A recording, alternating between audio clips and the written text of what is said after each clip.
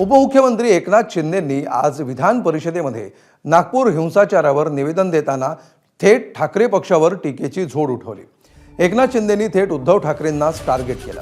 उद्धव ठाकरे हे दिल्लीला गेले होते, त्यांनी नरेंद्र मोदींची भेट घेऊन माफी मागितली होती असा दावा त्यांनी केला। वाघाचं कातडं पांघरून लांडगा वाघ होत नाही अशा शब्दात त्यांनी ठाकरेंना धारेवर धरलं।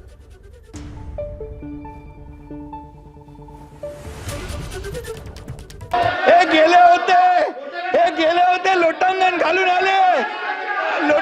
घालून आले आणि म्हणाले मला वाचवा आणि पुन्हा पलटी मारली आणि म्हणून यांचे प्रमुख पण गेले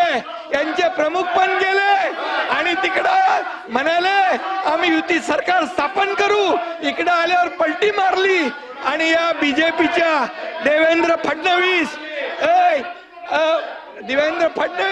गिरीश महाजन, प्रवीण दरेकर, आशिष शेलार या 4 लोकांना जेलमध्ये टाकणार होते।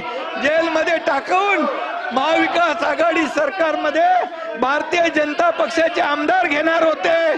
त्यावेळेस मी यांचा डाव मोडला, यांचा टांगा पलटी करून टाकला, यांचा टांगा पलटी केला आणि महायुतीचं सरकार आणलं।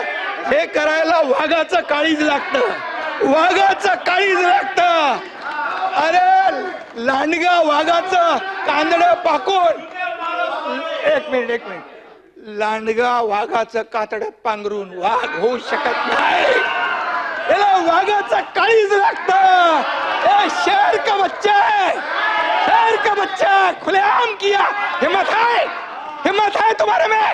अरे जनता ने तुम्हारे को दिखाई दिया, जनता ने दिखाया, तुम्हारी जगह दिखा दी। यांनी शिवाजी महाराजांची भूमिका बदलली, बाळासाहेबांची भूमिका बदलली, तुम्ही हिंदुत्वाचे विचार सोडले म्हणून घरकाना घाटका झाले,